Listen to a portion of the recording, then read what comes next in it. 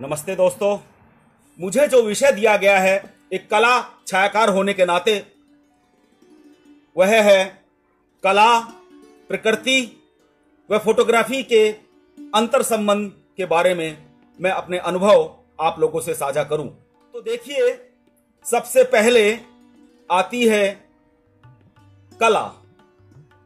कला के मायने हम कलर यानी रंग, कलाकृतियां, आकृतियां या किन्हीं भी चीजों का एक सुंदर व लालित्यपूर्ण जो सौंदर्य होता है, एक तरह से वो कला की श्रेणी में आता है। दूसरा है प्रकृति। प्रकृति माने परमात्मा द्वारा रचित ये समस्त सृष्टि, जिसमें पहाड़, नदी, नाले, आपकी नदियां, आपके पेड़ पौधे, यहां तक कि प्रत्येक जीव, यहां तक कि धरती, रेत, सब प्रकृति में आते हैं। और तीसरा है, जिसको कि मुझे 30 साल हो गए जीते हुए, वो है फोटोग्राफी यानी कैमरा यानी magic tool. Magic tool photography को इसलिए कहा गया है क्योंकि जैसा हम नंगी आंखों से देखते हैं, कैमरा उसको भी, नंगी आंखों से जो हम नहीं देख पाते, कैमरा उसको भी हमको दिखाने में हमारी बहुत बड़ी मदद करता है। इसीलिए मैंने अपने अनुभव के आधार पर इसको मैजिक टूल की संज्ञा दी है। फोटोग्राफी माने लाइट के द्वारा पेंटिंग्स, या दूसरे शब्दों में कहा जाए देखने की कला को एक तरह से फोटोग्राफी कहा गया है। अब बात आती है इनके अंतर संबंधों की। तो सबसे पहले देखा जाए तो जो प्रकृति है वो अपने आप में परमात्मा ने इस तरह से उसकी रचना की है, क्योंकि इंसान गॉड का सर्वश्रेष्ठ रचना है। अपनी सर्वश्रेष्ठ रचना को लगातार इंस्पायर करने के लिए, मोटिवेट करने के लिए, उत्कृष्टता हासिल करने के लिए प्रकृति में इतने सारे एलिमेंट, इतनी सारी चीजें परमात्मा ने सृष्टि को रचा है, हमको मोटिवेट और इंस्पायर करने के लिए। जी, तो आप देखेंगे, क्योंकि हम सब इंसान, परमात्मा की सर्वश्रेष्ठ रचना है इंसान, क्योंकि उसके पास वो बौद्धिक सौंदर्य है, उसके आधार पर वो स्वयं ही नहीं, इस संसार में प्रत्येक जीव के लिए कुछ बेहतर सोच सकता है, और नॉट ओनली सोच सकता है, वो कुछ बेहतर कर सकता है। और सर्वप्रथम मुझे लगता है हमें एक ह्यूमन बीइंग होने के नाते इस बात को सर्वप्रथम संज्ञान में लाना होगा, अच्छे से समझना होगा कि प्रत्येक इंसान का इस धरती पर जन्म लेने का उद्देश्य क्या है। वो उद्देश्य है, हम चाहे किसी भी भूमिका में क्यों न हो, किसी भी भूमिका में क्यों न हो, अपनी प्रत्येक भूमिका के द्वारा कुछ ऐसा रचें, कुछ ऐसा क्रिएट करें जिससे ये दुनिया और बेहतर हो सके सबके जीने के लिए। जी हां, तो ऐसे में ये जो कला, प्रकृति और फोटोग्राफी तीनों मिलके एक तरह से मेरी नजर में सत्यम शिवम सुंदरम की अवधारणा को बहुत सुंदर तरीके से हमारे सामने लेके आता है। अब बात आती है कला, प्रकृति और फोटोग्राफी के अंतर संबंध किस तरह से हैं। जी हां, जिस तरह से मैंने आपको बताया, या हम सब जानते हैं, कला का मुख्य उद्देश्य है जिसके पास जो भी इंसान जन्म लेने के बाद किस परिवेश में पैदा होता है, किस तरह के उसको माता पिता, भाई बहन, दोस्त, नाना नानी, दादा दादी हमको मिलते हैं, जो हमको पहले गुरु की तरह संस्कारित करते हैं। उसके बाद मैं थोड़ा बड़ा होता हूं, मैं बाहर निकलता हूं, और मेरे जो दोस्त हैं, पहला मेरा जो गुरु है, स्कूल है, वो सब मिलके मेरे चरित्र को, मेरे मन को, मेरे हृदय को, मेरी क्रिएटिविटी को छूते हैं। तो एक तरह से कला का मतलब है कि हर इंसान पैदा होने के बाद जो जो उसने सीखा है, कितनी प्रतिबद्धता और कितनी क्रिएटिविटी के साथ, कितनी रचनात्मकता के साथ वो उसको लोगों के साथ साझा करना चाहता है। और साझा करने का उद्देश्य मोटे तौर पे जो से दुनिया से फीडबैक लेना चाहता है कि देखिए, मैंने मेरे अनुभव से, मेरे सौंदर्य बोध से मैंने ये रचा है, आप इसको देख के कितने आनंदित, रोमांचित या संतुष्ट होते हैं। और उसके बदले जो आम कला प्रेमी या दर्शक या इंसान है, हमारी कला किसी भी तरह की कला है, चाहे कला दृश्य कला है, चाहे वो श्रवण कला है, और चाहे प्रदर्शनकारी कला है, कितनी भी तरह की कलाएं हो सकती हैं। वो जो कला है उसमें इंडिविजुअल इंसान का जो उत्कृष्टता है, जो उसकी कल्पनाशीलता है, जो उसका सौंदर्य बोध है, उसके आधार पर उसने क्या रचा है और वो कितने लोगों को कितनी गहराई तक छूता है, वो छूने का पैमाना क्या है, वो मापदंड क्या है। देखा जाए तो कोई भी कलाकृति, जो भी कलाकार है जिसने उसको रचा है, अपने गहन अनुभवों के आधार पर उसका जो सौंदर्य बोध है, उसने किस अंदाज में जीवन को महसूस किया है, वो उसमें रिफ्लेक्ट होता है। पूरी शिद्दत और ईमानदारी के साथ जब मैं अपनी रचना को रचता हूं, उसी अनुपात में वो सामने वाले को रोमांचित और प्रभावित कर पाती है। उसी तरह से, जैसे मैं बार बार दोहरा रहा हूं, प्रकृति माने नदी, नदियां, पहाड़, समस्त वनस्पति, इतने सारे जीव जंतु, यहां तक कि बालू रेत, यहां तक कि पेड़ों का टेक्सचर, हर चीज हमको लुभाती है। मगर ये लुभाती कैसे है, सवाल ये उठता है। जी हां, जैसे जैसे मैंने आपको कहा कि शुरुआत में मुझे किस तरह से मैं चीजों को कितने कितने कितने सहज अंदाज में उसके साथ संवाद करता हूं। संवाद करने का मतलब यह है कि मैं उन चीजों को नॉट ओनली सिर्फ देखता हूं, एक लगातार उसके साथ एक फुल कंसंट्रेशन के साथ जब किसी भी चीज को मैं फोकस करता हूं, तो उसके साथ हमारा एक रिश्ता कायम होता है। और देखिए, मुझे एहसास अपने इस अनुभव के आधार पर एक आधी सदी का जीवन जीने के बाद मुझे अब वो बात समझ में आई है। पढ़ता तो शुरू से आया हूं, कण कण में भगवान है। जी हां, 50 साल की उम्र व्यतीत करने के बाद इस मैजिक टूल और प्रकृति और कला की चीजों ने मिलके मुझे समझने में मदद की है कि सृष्टि में कोई भी चीज फालतू नहीं है, प्रत्येक चीज काम की है। जो चीज काम की है उसी में ही परमात्मा यानी ईश्वर बसते हैं, क्योंकि वो मेरे काम की है। ये यस हमको समझना होगा कि कण कण में भगवान किस तरह से बोला गया है, इसके मायने क्या है। एक फोटोग्राफर होने के नाते अगर मैं बताना चाहूं कि कैमरा इंसान की जिंदगी में कितना बड़ा रोल अदा करता है। जी हां, जैसा कि मैंने आपको कहा, फोटोग्राफी देखने की कला है और इसमें सबसे अहम जो चीज है वो है lighting. Photography painting with lights. जी हां, एक कलाकार सौंदर्य बोध वाले इंसान का एक लाइट के प्रति जो रोशनी है वो कितनी तरह से हमारे सब्जेक्ट पे अपना असर दिखाती है, किस किस एंगल से। 360 डिग्री होता है, 90, 180 और पूरा अगर हम इसको घुमा देते हैं वो 360 डिग्री।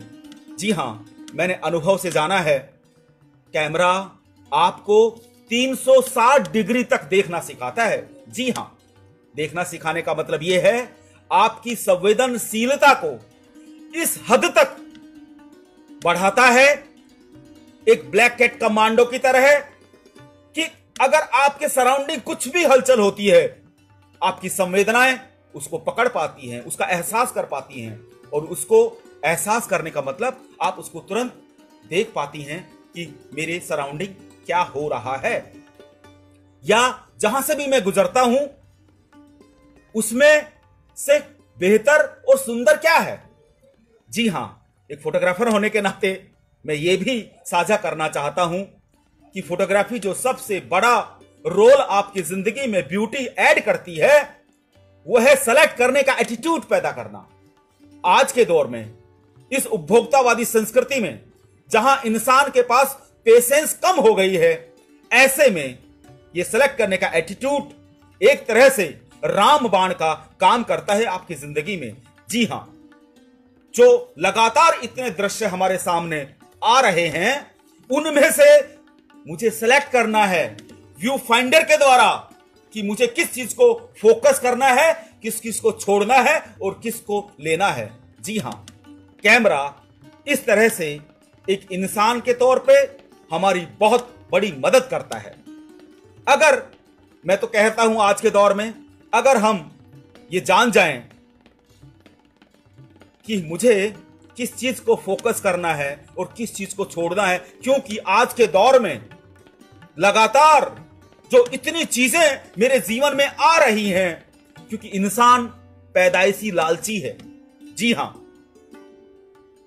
इस जीवन में आने के बाद मुझे उन लालचों से अपनी जो 5 ज्ञानेंद्रियां हैं, आंख, नाक, कान, जिह्वा और त्वचा, इनको एक्टिव मोड में लेके आना है इस प्रकृति में व्याप्त सारी चीजों को एहसास करने के बाद। जी हां, और जब हम इस हद तक संवेदनशील और सौंदर्य बोध के मालिक हो जाते हैं, उसके बाद एक इंसान के तौर पे मेरी भूमिका शुरू होती है रचने की। वो जो मैं रचता हूं वो कितना असरकारक है, कितना सौंदर्य बोध और कितनी आध्यात्मिक दृष्टि लिए हुआ है, जो कि एक देखने वाले को मैसेज देता है। और नॉट ओनली मैसेज देता है, वो लगातार सामने वाले को चिंतन और मंथन करने का आमंत्रण भी देता है। और ये चिंतन मंथन जब शुरू होता है, किसी भी कला प्रेमी के मन में भीतर घटित होता है, वो चिंतन मंथन उसको एक नेक्स्ट पायदान पर लेके जाता है। और ये एक सतत प्रक्रिया है, बेहतर और बेहतर और बेहतर की तरफ बढ़ना।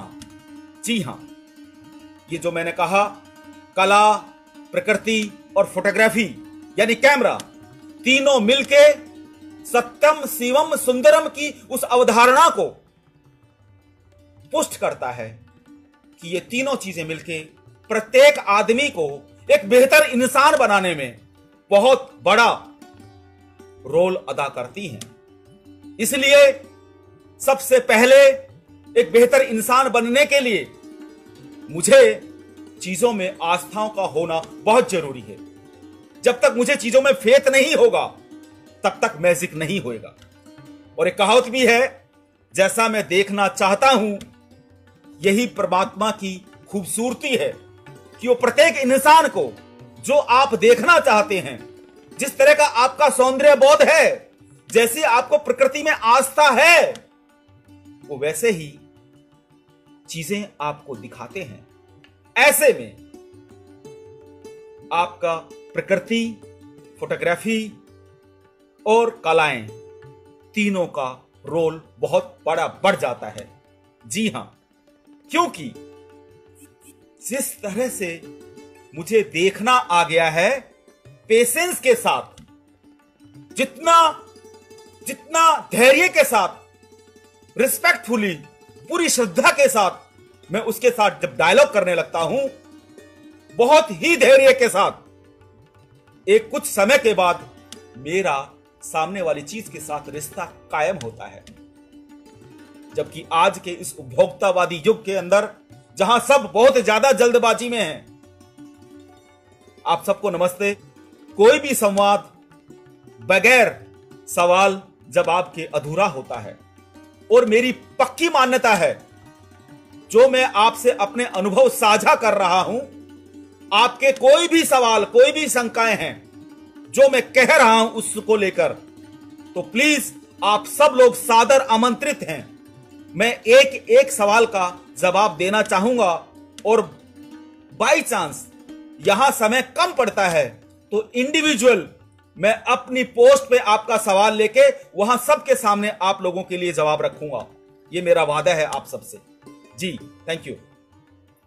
तो मैं बात कर रहा था, कुल मिलाकर इस सृष्टि में इंसान गॉड का बेस्ट क्रिएशन है। जी हां, लेकिन हमारे सामने सबसे बड़ी चुनौती यह है, जिस तरह से एक बीज पौधा बनता है और उस पौधे में वटवृक्ष बनने की पूरी संभावनाएं होती हैं, उसी तरह से प्रत्येक इंसान में, प्रत्येक आदमी में, बच्चे में पूरी संभावनाएं हैं।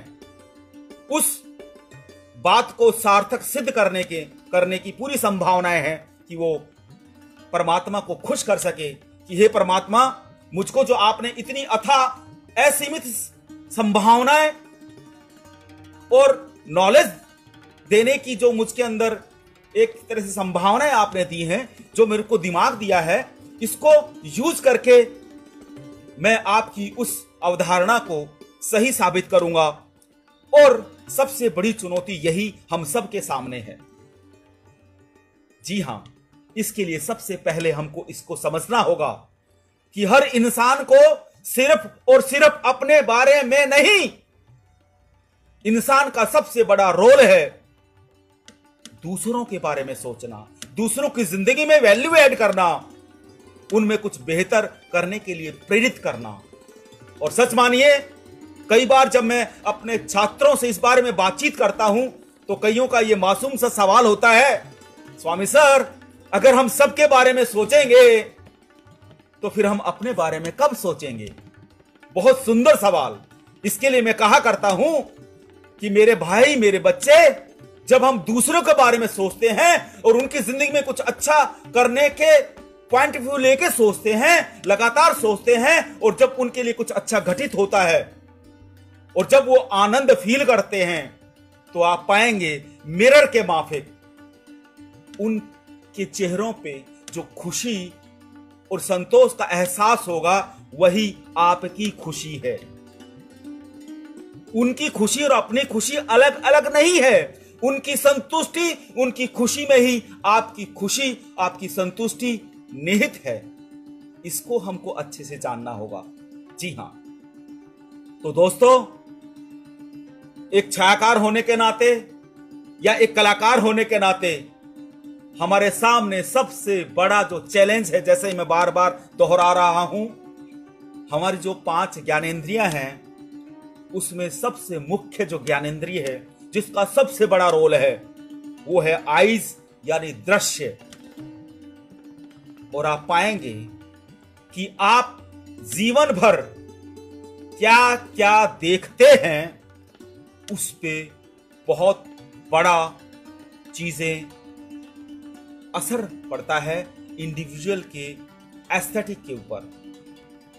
बल्कि आपका जो भीतर वाला मन है, जिसको हम हृदय या सोल, जब बात ये चली है, तो आज के इस युग में जहां दिखावे का दौर है, सब बाहरी दिखावे में लगे हुए हैं, ऐसे में ये कला, प्रकृति और कैमरा मिलकर आपको आध्यात्मिक यानी स्पिरिचुअल जर्नी पर लेके जाते हैं, जो आपको एहसास कराता है कि सही मायने में आपके पास वो अथाह शक्तियां हैं, अथाह संभावनाएं हैं।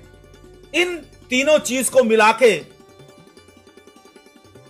कला, प्रकृति और कैमरा, इन तीनों को इंडिविजुअल जब आप अच्छे से समझ जाएंगे, कैमरे के मैजिक को जान जाएंगे, कैमरा किस तरह से मैजिक करता है लाइट के साथ, और उससे पहले जो कैमरे की टेक्निकलिटी है, जो कैमरे के लेंसेज हैं, जो उसके अंदरूनी रहस्य हैं कि क्या करने से, अपर्चर क्या चीज है, शटर स्पीड क्या चीज है, फोकस कितने तरह के हैं, किस तरह से किस चीज को आपको फोकस करना है, किसको आपको डिफोकस करना है, ये आप तय करते हैं। और जब आपको इन सारी चीजों की गहरी समझ होती है, तब आप अपनी पिक्चर में एक मैजिक क्रिएट कर पाते हैं।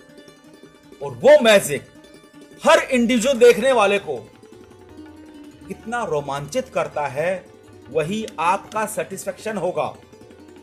और जैसे जैसे, क्योंकि प्रत्येक दिन एक नया दिन होता है, जो मैंने कल सीखा है उसके आधार पर पिछला जो ज्ञान मेरी जिंदगी में ऐड हुआ है वो मुझे आज मोर कॉन्फिडेंट और सकारात्मक पेश करता है, जिसके आधार पर आज पूरे दिन में मैं जितनी भी चीजों को ऑब्जर्व करने वाला हूं, जिस तरह का भी व्यवहार करने वाला हूं सकारात्मक, और जितना सामने वाले पे जो जो मैंने आज रचा है या जो जो व्यवहार मैंने किया है उसका कितना सकारात्मक असर सामने वाले पे पड़ा है, उसी अनुपात में मेरा स्वयं का विकास होने वाला है और स्वयं मैं उतना कॉन्फिडेंट होने वाला हूं।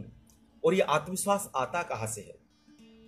जी हां, जैसे कि मैं बार बार कह रहा हूं, जो आप कर्म करते हैं उसके एवज में सामने वाले के फीडबैक, एक्सप्रेशन या प्रशंसा जो होती है उसके आधार पे हम प्रेरित होते हैं और बेहतर और बेहतर और बेहतर करने को।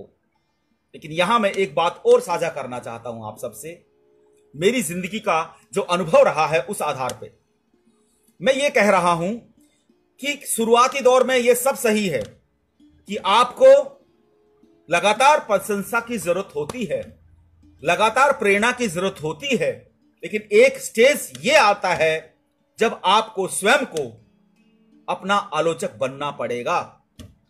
वहां जितने भी लोग लगातार आपकी प्रशंसा करें, आपको झुककर प्रणाम करना है, उनको थैंक्स बोलना है, लेकिन आपको स्वयं की अपनी नजर को भी प्रखर करना होगा एक आलोचक के रूप में।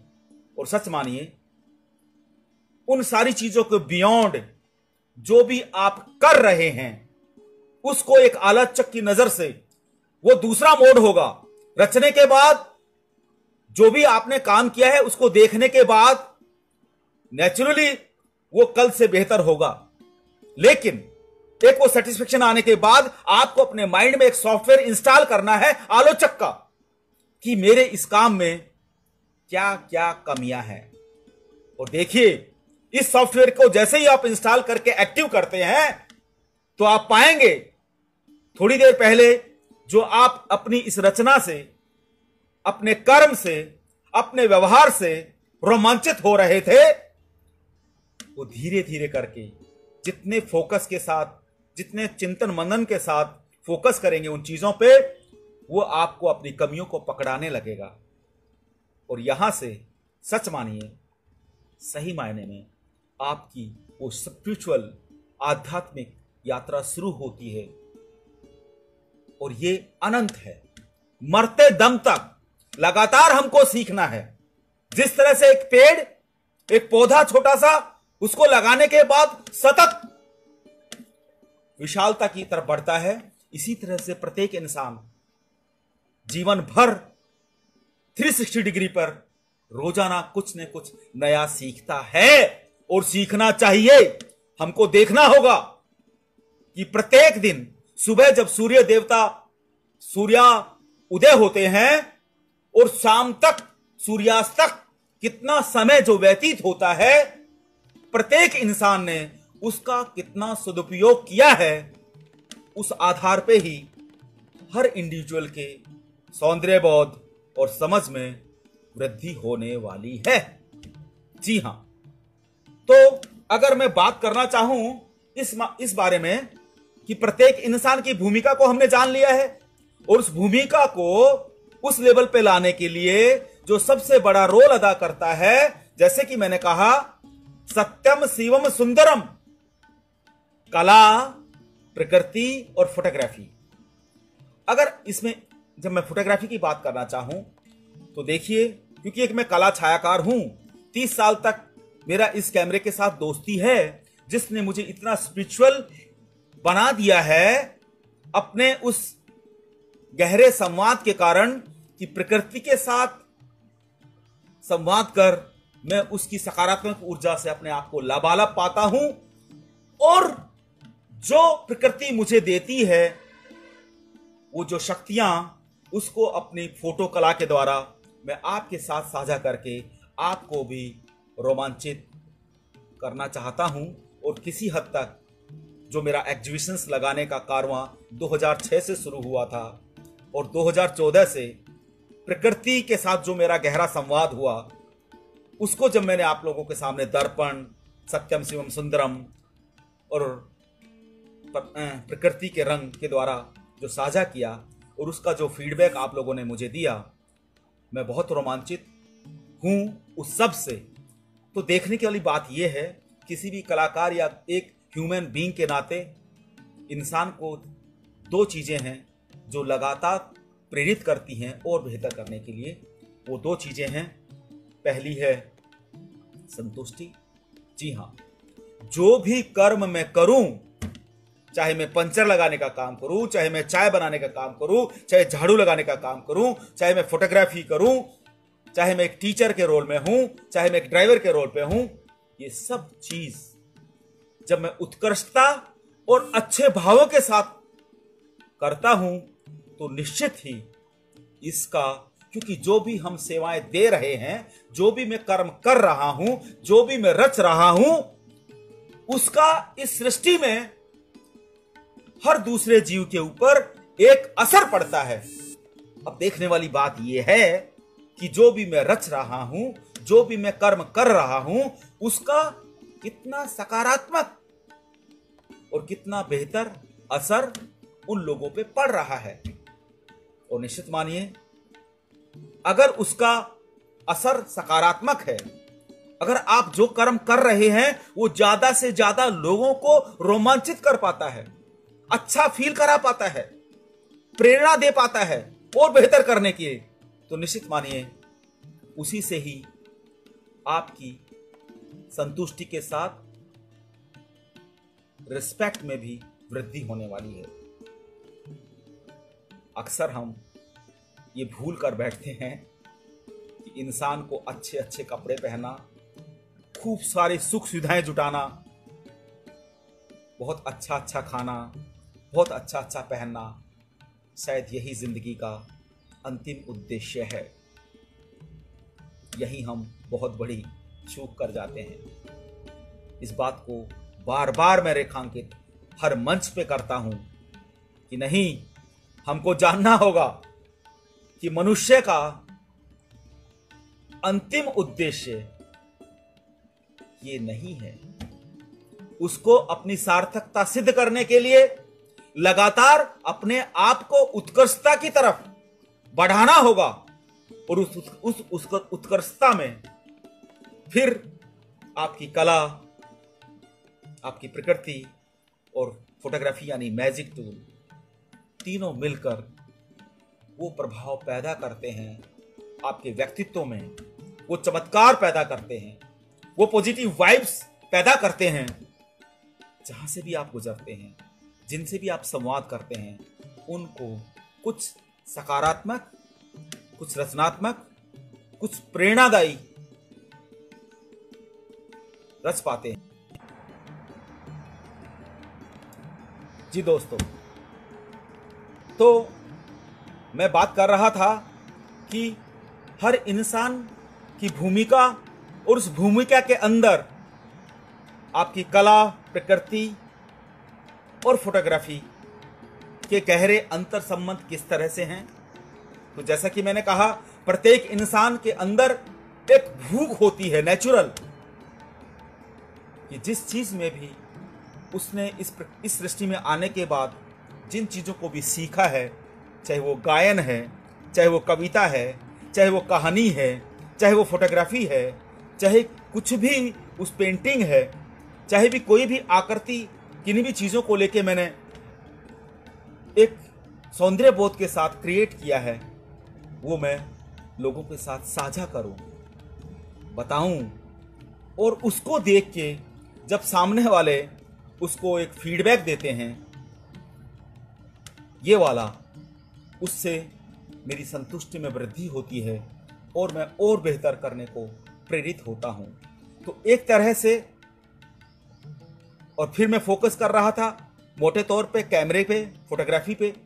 तो फोटोग्राफी को मैं क्योंकि ये आपको सेलेक्ट करने का एटीट्यूड देती है व्यू फाइंडर के द्वारा। तो देखने वाली बात है कि आज के इस युग में जो इतना भागम भाग फास्ट वाला युग है, ये आपको सिलेक्ट करने का एटीट्यूड दे रही है कि आपको क्या चीज लेनी है और क्या चीज छोड़नी है। ये बहुत बड़ा गुण है आज के दिन। अगर हम ये सीख जाते हैं तो मेरी जिंदगी में बहुत खूबसूरत मैजिक होने वाला है। वो इसलिए क्योंकि जैसा मैंने कहा कि हर प्रत्येक इंसान पैदाइशी लालची है। हमारे अंदर बहुत लालच है। हमको अपनी पांचों ज्ञानेंद्रियों को एक्टिव करने के बाद में मुझे उसमें से सेलेक्ट करना है कि कौन सा मुझे कितना ज्यादा जरूरी है।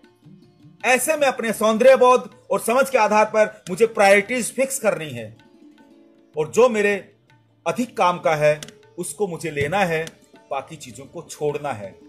क्योंकि प्रकृति का नियम है, हर किसी की अपनी एक लिमिट है पोजेशन में लेने की, अधिकार में लेने की। अगर इसको एक लिमिट के बाद अगर मैं कुछ एक्स्ट्रा लेने की कोशिश करूंगा तो तय मानिए मुझसे कुछ पहले जो मैंने लिया है वो मुझसे छूटने वाला है। तो आप पाएंगे कि ऐसे में वो जो सेलेक्ट करने का एटीट्यूड आपके अंदर जो पैदा हुआ है वो कितना बड़ा मैजिक पैदा करने वाला है, ये हमको समझना होगा। दूसरा, जो कैमरे का एक बहुत बड़ा रोल जो मैंने मेरी जिंदगी में पाया है, कैमरा अपने आप में बहुत बड़ा शिक्षक है, टीचर है। वो किस तरह है हमको देखना होगा। और आज के दौर में स्पेशली इस डिजिटल युग ने बहुत बड़ी जो क्रांति लाई है मानवता के लिए, वो है फोटोग्राफी का डिजिटलाइजेशन करना। जी हां, पहले के दौर में जब फिल्म रोल का दौर हुआ करता था, उस टाइम फोटोग्राफी बहुत कॉस्टली अफेयर हुआ करता था।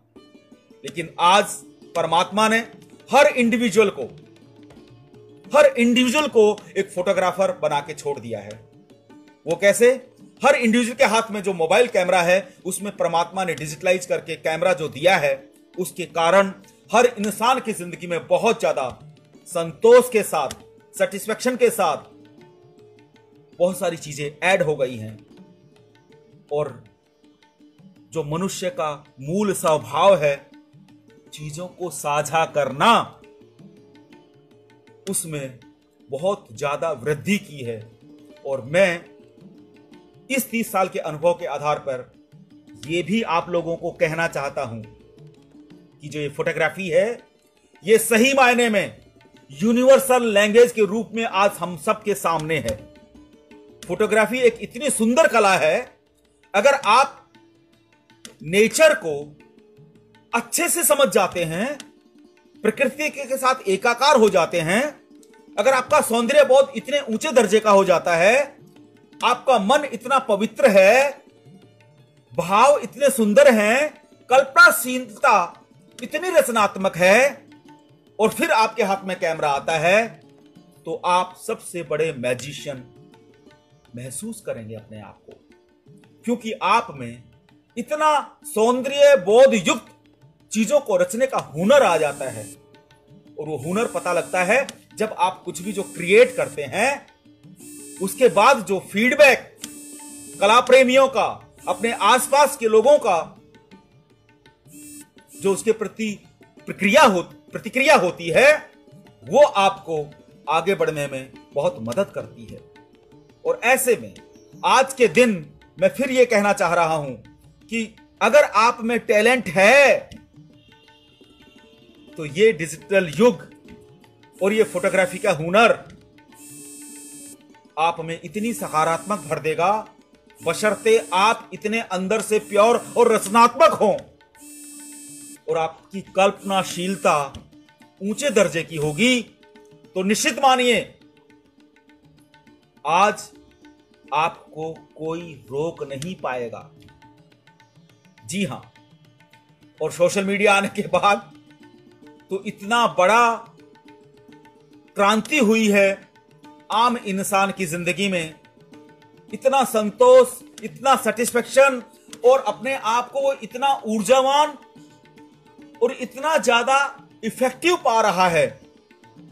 अगर वो क्रिएटिव है तो, अगर वो कुछ करने की इच्छा रखता है तो, अगर वो समय के साथ अपने आप को बहाने में सक्षम, कहने का मतलब जो समय चल रहा है, क्योंकि प्रत्येक इंसान कर्म करने के लिए पैदा हुआ है, जबकि ज्यादातर लोग जो परेशान हैं, जो इस समय को कलयुग की संज्ञा दे रहे हैं, तो निश्चित मानिए वो समय के साथ कदम ताल नहीं कर पाए हैं।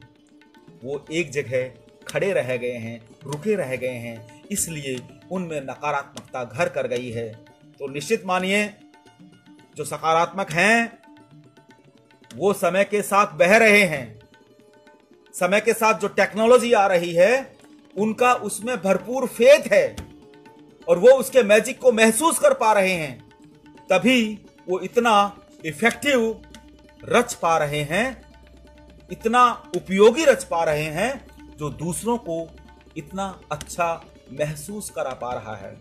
और आज के युग की जो सबसे सुंदर चीज है इस डिजिटलाइजेशन के कारण, क्योंकि इंसान को कुछ भी करने के लिए, उत्कृष्टता हासिल करने के लिए सेटिस्फैक्शन, अच्छा महसूस करना पहली शर्त है। तो इस डिजिटलाइजेशन के कारण, इस फोटोग्राफी के कारण हर इंसान में को भगवान ने वो पावर, वो क्षमताएं दे दी हैं कि आप अपने मन में जो घटित हो रहा है, आपने जो सीखा है, आपके पास जो ज्ञान है, आपके पास जो अनुभव है, वो आप दुनिया के साथ क्लिक के द्वारा, एक क्लिक के द्वारा पूरी दुनिया के साथ साझा कर सकते हैं। जी हां, मेरा पहला लव तो क्रिकेट था एक्चुअली, लेकिन स्कूल टाइम खत्म करने के बाद जैसे ही छुट्टियों में मैं था, तो मेरे एक अंकल के पास कैमरा था जेनिथ। वो कैमरा जब मैंने पहली बार उनसे मांगा और उन्होंने सहृदयता के साथ मुझे दिया और मुझे कुछ फंक्शंस बताए, और जब पहला रोल मैंने क्लिक किया 36 में से, तो मैं रोमांचित था। 36 में नहीं, मेरे 38 फोटोग्राफ उसमें से आए थे। वो जो 38 फोटोग्राफ, 36 नहीं 38 जो आए, वो मेरे को एक रोमांच या पैशन पैदा करने के लिए काफी था। और मजेदार बात यह थी कि वो एक एक फोटोग्राफ अच्छा फोटोग्राफ था, न कोई ब्लर था, न कोई कंपोजिशन में कोई प्रॉब्लम थी। तो कुल मिला के कोई भी अपने फील्ड में अगर कुछ बेहतर कर पाता है, तो लगातार जो मैं परफेक्शन के साथ अपना काम करने की जो इच्छा रखता हूं, वही हमको लगातार प्रेरित करता है। और ऐसे में अगर हमारे आसपास कुछ अच्छा घटित हो रहा है, तो निश्चित मानिए एक नागरिक के तौर पे हम सब का उसमें बहुत बड़ा योगदान होता है। क्योंकि ये जो प्रशंसा करने का भाव है, या हम हर इंडिविजुअल का जो नैतिक उत्तरदायित्व है कि हम दिल खोलकर हम लोगों का सम्मान के साथ, पूरा सम्मान देते हुए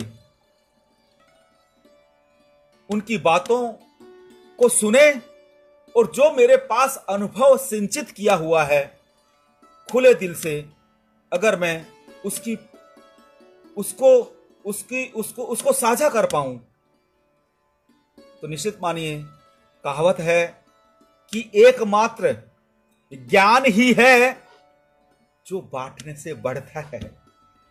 बाकी आपकी भौतिक वस्तुएं जितनी भी हैं, वो बांटने से कम हो सकती हैं, लेकिन एक नॉलेज, ज्ञान ही ऐसी चीज है, हम इसको जितना जितना बांटते जाते हैं सहृदयता के साथ, वो उतना ही आपके मन में, दिल में, समझ में मल्टीप्लाई होता जाता है। तो दोस्तों, एक तरह से मैंने आपके साथ जो बातें साझा की है वो ये रहा है। अब मैं थोड़ी सी इस बात पे आपसे बात साझा करना चाहूंगा कि इंडिविजुअल आप लोगों को थोड़ा सा प्रेरित करने के लिए, अगर आपने थोड़ा सा भी मुझ में थोड़ा सा भी आपने कुछ रचनात्मक, कुछ बेहतर, पाया है कुछ भी, तो वो मुझ में क्रिएट कैसे हुआ, मुझ में आया कैसे, उसके बारे में थोड़ी सी चर्चा आप लोगों से करना चाहता हूं। जी हाँ, वो कैसे आया शुरुआत से।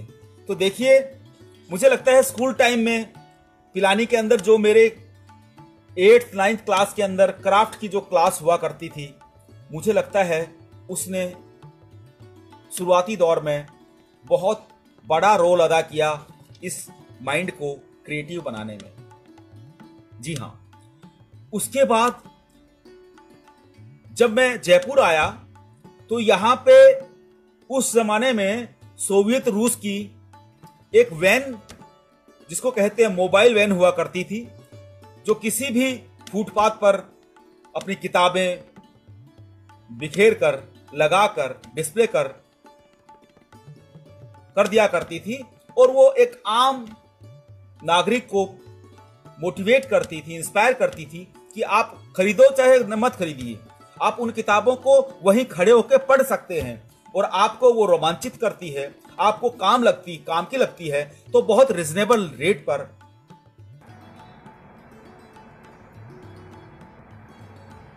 जी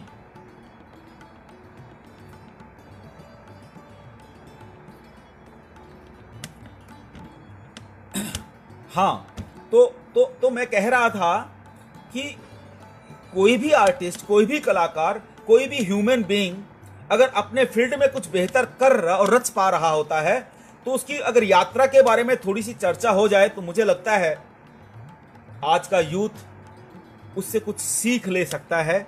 उसी के मद्देनजर मैं अपनी यात्रा को आपसे साझा करना चाह रहा था इस रूप में।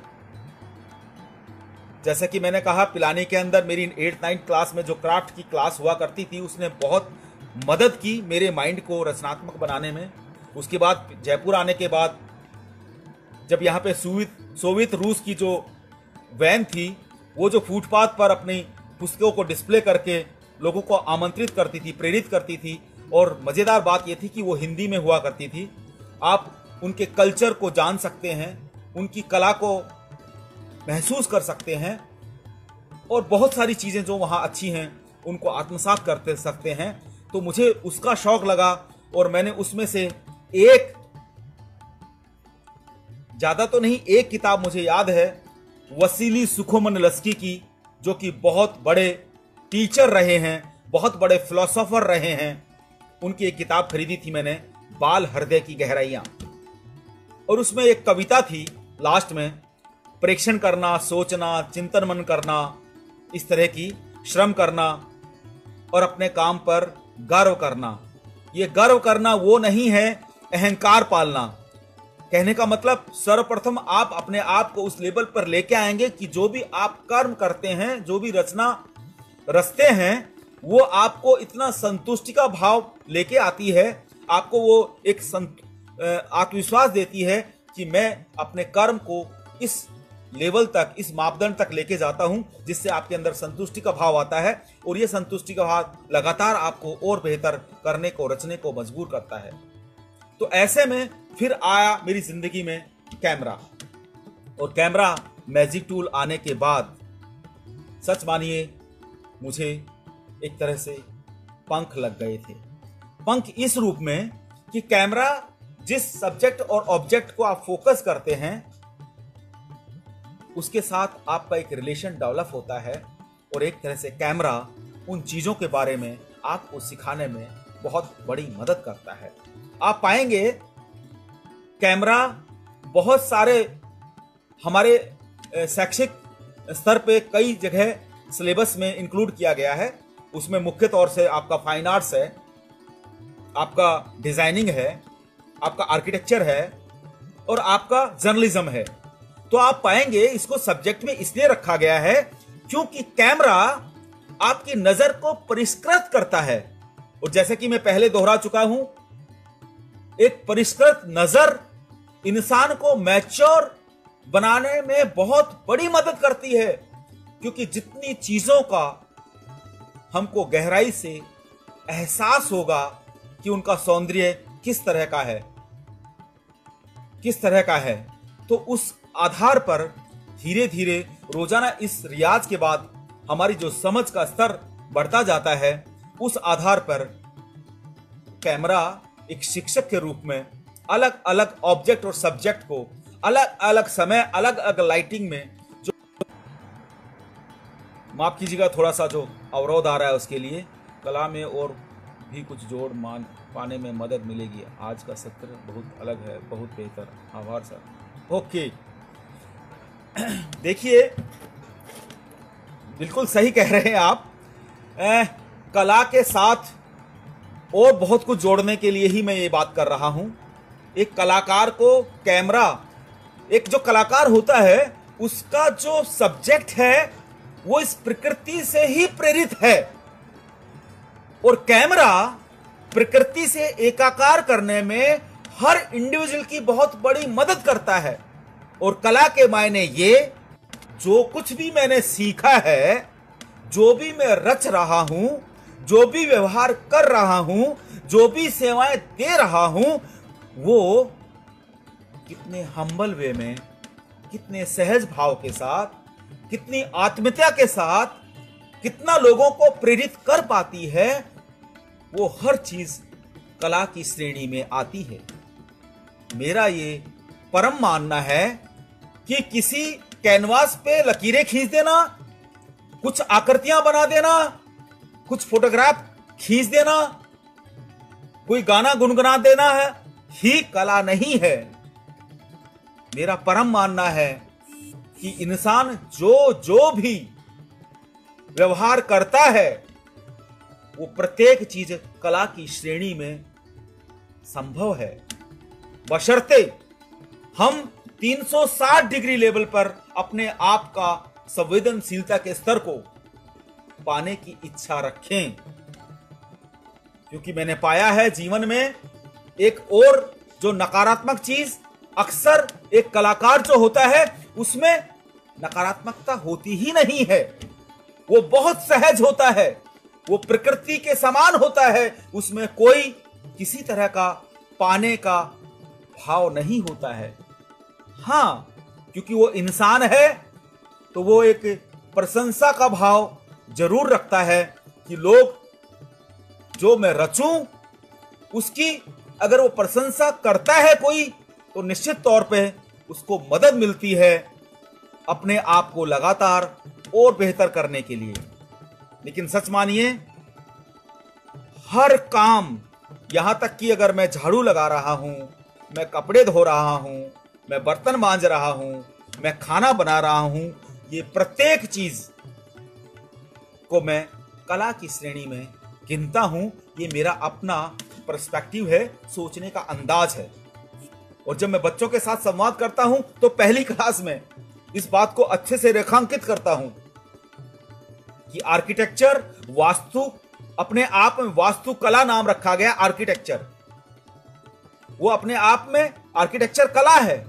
लेकिन हर बच्चे को इस लेवल तक संवेदनशील करने की इच्छा रखता हूं कि जब तक आपको कपड़े धोना नहीं आता है, जब तक आपको झाड़ू पोछा करना नहीं आता है, जब तक आपको बर्तन धोने नहीं आते हैं, और जब तक आपको स्वयं को खाना बनाना नहीं आता है, तो कभी भी आप उस बिंदु को छू नहीं पाएंगे उतना इफेक्टिव जितना आपके अंदर संभावनाएं हैं। जी, तो अगर आपके कुछ सवाल हों तो मैं लेना चाहूंगा। अब मैं मेरे अनुभव को थोड़ा, मेरी जो एग्जीबिशंस है उनमें भी, उनके बारे में भी आपसे बातचीत करना चाहूंगा। पहली एग्जीबिशंस जो मैंने 2006 में स्टार्ट की थी वो थी तीसरी आंख, सॉरी क्लिक करके। वो मेरे एक फाइनल स्टूडेंट के साथ लेके की थी। उस एग्जीबिशंस ने छात्र के साथ जो मेरा संवाद रहा, जो मेरा वार्तालाप रहा, जो तैयारियां रही, उससे उस बात को समझने में बहुत मदद मिली कि बच्चे जो हैं वो परमात्मा का रूप होते हैं, यानी भगवान का रूप होते हैं। उसको आप तभी एहसास कर पाते हैं जब अपनी ईगो के परे जाकर बच्चों के लेवल पे ही हम अपने आप को लेके आए, तब हम उसका एहसास कर पाते हैं। उससे बहुत सारा सेटिस्फेक्शन, बहुत सारी समझ पैदा होने के बाद में लगातार 3-4 साल तक मैंने स्टूडेंट्स को लेकर उनके टैलेंट को लोगों के सामने रखने का प्रयास किया। और फिर एक एग्जीबिशन आई साक्षात्कार, जो पंडित जसराज जी के फोटोग्राफ को लेके थी। ये एक बहुत ही सुंदर घटना रही है जिसको मैं साझा करना चाहूंगा। ये एग्जीबिशन किस तरह से आप लोगों के सामने आई।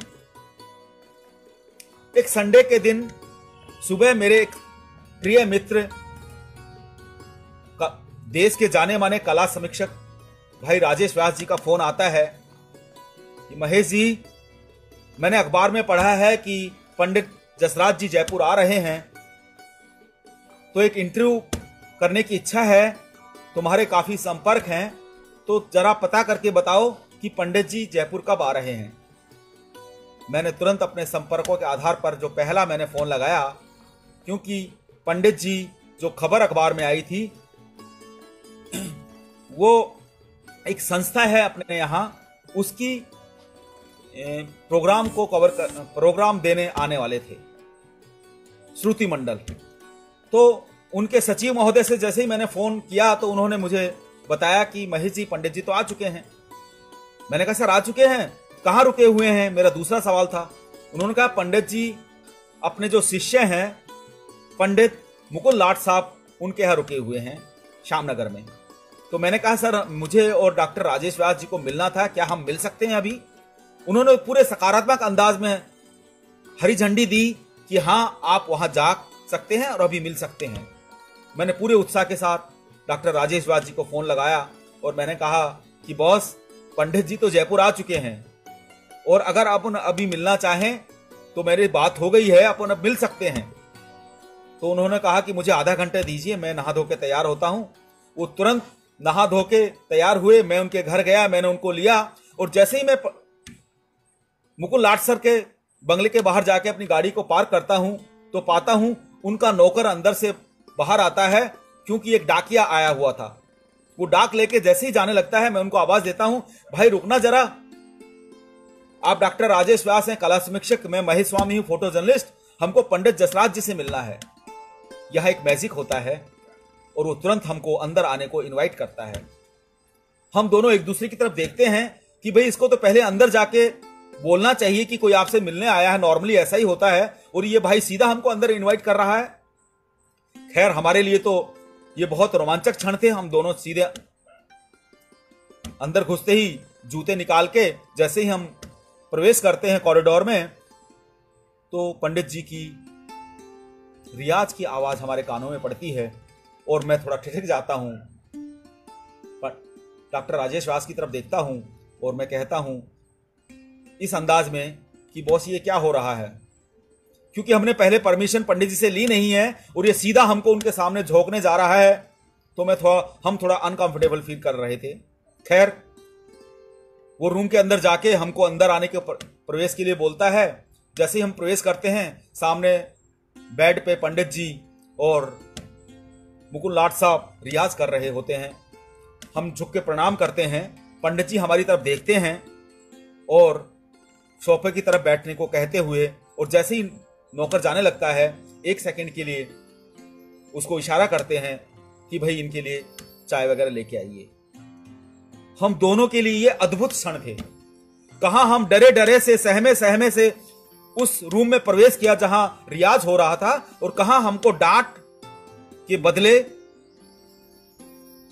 हमारे सम्मान के साथ बैठने को बोला गया और ऊपर से चाय के लिए भी कहा गया, जो हमारे लिए अकल्पनीय था। चाय आती है, लेकिन मैं कहां मानने वाला था। मैं तो जो रियाज चल रहा था उससे अभिभूत होकर कैमरा हाथ में निकाल लेता हूं और एक याचक के तौर पे पंडित जी की तरफ देखने लगता हूं कि कब वो मुझे निहारें और मैं उनसे परमिशन लूं उनके फोटोग्राफ लेने की। खैर वो समय भी आता है कुछ सेकंड के बाद वो मेरी तरफ देखते हैं और मैं हाथ जोड़कर उनको क्लिक करने के लिए इजाजत लेना चाहता हूं। तो इतने में चाय आ जाती है और वो मुझे आदेश देते हैं कि पहले महाराज चाय तो पी लीजिए। मैं बहुत खुश होता हूं और फटाक से चाय का कप उठाता हूं, प्याला 2 घूंट भरता हूं, उनकी आज्ञा का पालन करता हूं और कैमरा लेकर मैं नीचे कालीन पर घुटनों को बल आ जाता हूं। उनका रियाज जारी रहता है और मैं घुटनों को बल अपनी पूरी सतर्कता और पूरी संवेदनशीलता के साथ अपने एंगल खोजते हुए बगैर किसी रुकावट के, बगैर किसी कोई बाधा के चुपचाप मैं अपना काम करता हूं और पाता हूं कि मेरा कैमरा पंडित जी पर कुछ मैजिक कर रहा है। उस कैमरे की आंख से पाया कि पंडित जी पर कैमरे का मैजिक हो रहा है। इसका मैंने एहसास किया तो मुझे और प्रेरणा मिली और मैं और डूब के लगातार उनके एक्सप्रेशन को कैप्चर करने लगता हूं। और जब इस दौरान बीच में ही ब्रेक होता है और पंडित जी डॉक्टर राजेश व्यास जी को आमंत्रित करते हैं, तो हाँ, तो आप क्या कह रहे थे, और फिर वापस से उनका संवाद शुरू हो जाता है और वापस मेरा कैमरा मचल उठता है उस संवाद को कैप्चर करने को। कुछ घंटे भर के बाद उनका संवाद खत्म होता है। डॉक्टर राजेश व्यास जी पंडित जी के साथ एक छायाचित्र लेने के लिए मुझसे कहते हैं। उसके बाद मैं भी ये लालच छोड़ नहीं पाया कि एक फोटोग्राफ मेरा भी पंडित जी के साथ ले दीजिए। डॉक्टर राजेश जी जब उस फोटोग्राफ को क्लिक कर रहे होते हैं तो पंडित जी का हाथ अनायास ही मेरे कंधे पर आकर मुझे आशीर्वाद देता है और वही क्षण होता है कि मैं पंडित जी साहस जुटा पाता हूँ पंडित जी को कहने का कि पंडित जी, पिछले इस घंटे 1.5 घंटे के अंदर जो मैंने छायाचित्र लिए हैं, मुझे पता नहीं क्यों ये एहसास हो रहा है कि वो बहुत अच्छा फोटोग्राफी हुई है। इस पे मैं एक छायाचित्र प्रदर्शनी करना चाहता हूँ। पंडित जी मुझे तुरंत आशीर्वाद देते हैं, अपनी शिष्या को अपनी डायरी लाने के लिए कहते हैं और मुझे वो 2 महीने बाद की एक डेट दे देते हैं। यहाँ से मेरी फोटोग्राफी में एक नया मोड़, जिसको कहते हैं टर्निंग पॉइंट, शुरू हुआ। जिस राह पे मैं आज तक चल रहा हूँ, लोगों को रोमांचित कर रहा हूँ। और मुझे वो दिन याद है जब मैंने पंडित जी के ऊपर एग्जीबिशन किया और पंडित जी खुद उस एग्जीबिशन का उद्घाटन करने आए। और जब सारे मीडिया ने पंडित जी से पूछा कि पंडित जी आपको ये एग्जीबिशन कैसा लगा देख के, तो पंडित जी ने सारे मीडिया के सामने जब ये बात कही कि ये दिन मेरी जिंदगी का सबसे सुखद दिन है